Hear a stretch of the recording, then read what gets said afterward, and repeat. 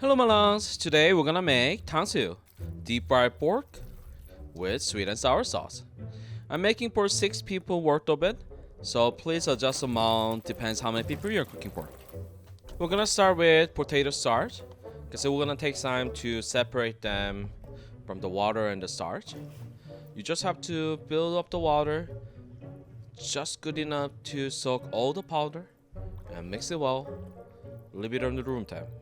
It'll take about say half an hour to 45 minutes. So we're gonna start from here. We're gonna use Loin today for the deep fried pork. We use the same meat for the Jjangmyoen that I made. Loin is very versatile part of the pork.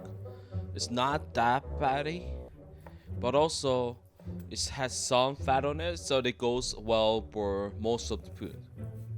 We're gonna make sure not cutting too thick. We're gonna make it around say quarter-inch strips, and then we're gonna put a lots of ingredients, mix it, and then leave it in the cooler for half an hour while the starch are separating.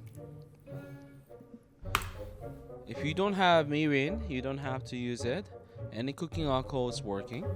If you don't have a soy sauce, you can just increase the amount of salt. TangSuYug is definitely one of the popular dish in Korea, but also in the same time, people are arguing each other either you're gonna put the sauce on it or not. At the end of the day, whatever you like, right? Everyone has different tastes. Everyone is prefers different texture. So, like I always say, do whatever you want as long as it tastes good. It doesn't matter. For this sauce, you don't have to use paprika. At the end of the day, the base is like onions and cucumber itself. If you want any other vegetables in it, they'll be amazing. You can put literally almost everything. Yeah, because what we are doing is we're gonna put all these vegetables in the water and then season the water with some sauces. Put some sugar, vinegar, soy sauce, simmer it, boil it, and then finish with the cornstarch to thicken it. So yeah, well, it depends what kind of vegetable you put. The flavor of itself will be different as well, right? Think about this like a simple pickling method, but you're not actually pickling it. You're using this for the sauce. When you are putting cornstarch and water mixture, it's a 1-in-1 ratio. Just one thing you wanna watch out is that you don't wanna put this mixture when it's boiling hot. You can turn up the heat and then keep steering it. It will be thickened really fast. So keep an eye on it, how much you're putting, and take it up from the heat right away once you achieve the desired consistency you're looking for.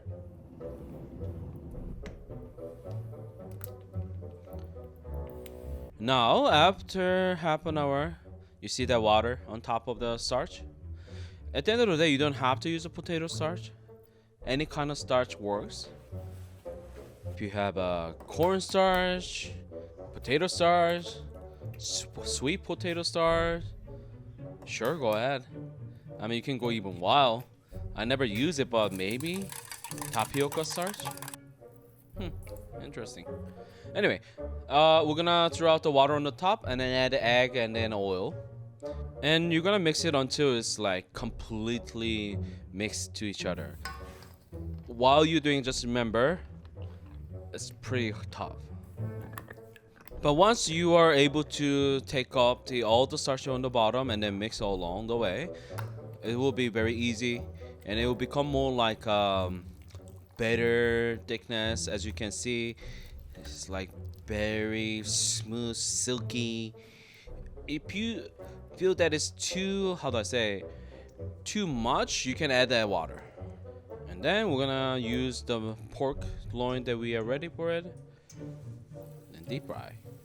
We're gonna deep fry twice, starting with 300 Fahrenheit, about like 1 minute to 2 minutes before you get the yellow color.